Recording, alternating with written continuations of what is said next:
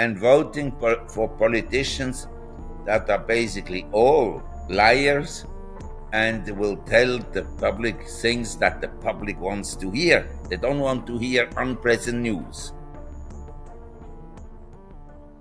And I think Trump is an ideal candidate for default, quite frankly. What would the implications of that be? And do you think that the US, in a default type situation, I mean, some would argue that the money printing in 2020 and 2021 was sort of a default in a way. Some would also argue that when Nixon took gold from backing the dollar, that was also a default. So in some sense, we can look at these as, I guess, soft defaults, but you would see them potentially straight up defaulting on certain debt.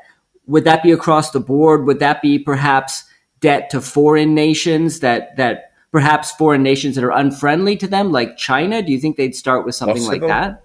They froze assets of unfriendly countries or countries the US perceives as unfriendly. We could debate, are these countries unfriendly or are they just countries that do not go along with the policies of the US and dance to the tune of the US?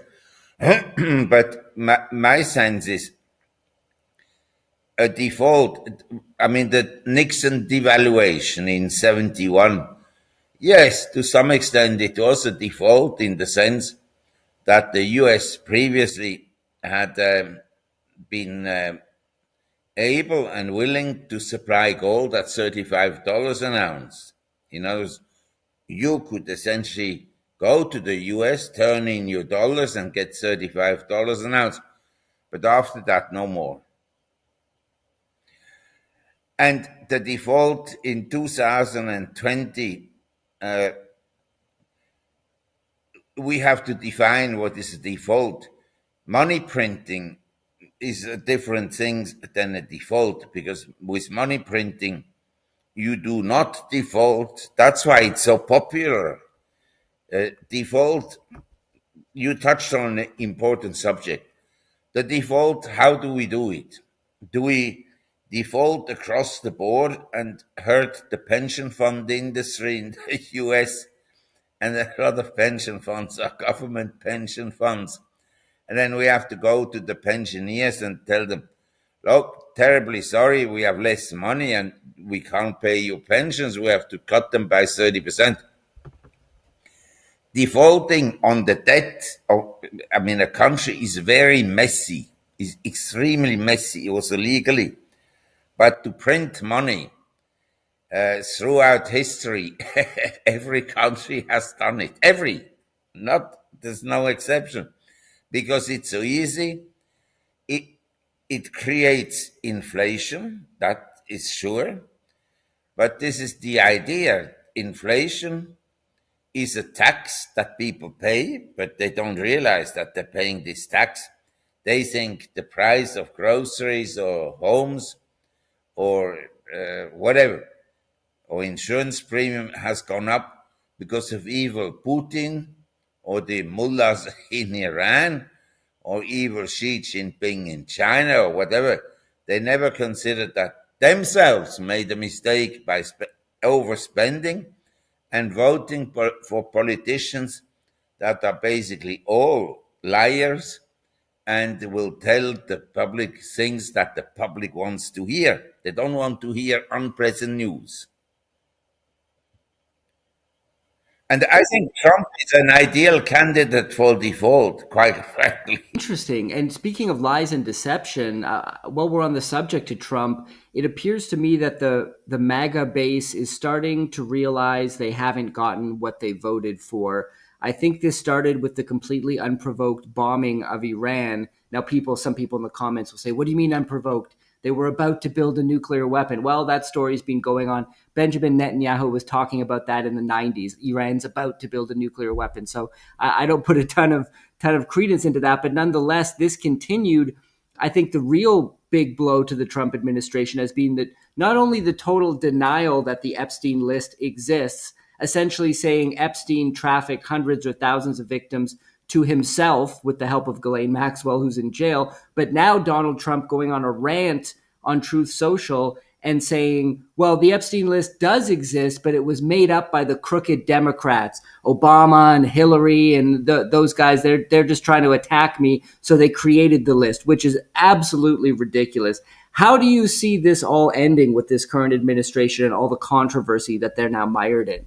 It's a very good question that does not only relate to the current administration, but to the entire political system. My sense is that what will happen, and we don't know in which direction it will go, but eventually we have an authoritarian government again. In other words, it's not going to be called the king, because the king has the connotation to dictatorship and say one man rule. They'll call it something different. But if you look today at the government, it's more a government of the deep state than anything else. And anybody who thinks that Trump is fighting the deep state is mistaken. His deep state is just a different deep state than the Democrats, but it's basically the same. And I think people one day will be fed up with the whole system that everybody can go and vote. And they will say, well, okay, we have to have a government of, say, I don't know, 10 or 20 intelligent people who run the country. But usually these things do not happen peacefully. As you know, socialism arose out of a philosophy, or I have to rephrase it. It arose out of an ideology created by one man, Karl Marx. Of course, there were other socialists before him who argued for state ownership of land and common ownership and so forth. But basically, it was an ideology that caught on, and it was then brought to the people. And they were fed up with, in Russia, the Tsar, and in Europe with kings and emperors and so forth. And so they introduced more socialist regimes that then necessitated ultra authoritarian governments. Like Stalin was an extreme case of a man who held all the power in his hand, similar to Mao Zedong and so forth. And I think we may move to a world that is maybe very socialistic, where the rich people are being punished, or we may move to a world that is more fascist, where, and this we have in the US, kind of a mending or melting of the government and the corporate sector, where the corporate sector has a lot of influence on the government and the government on the corporate sector, and they kind of work together very closely.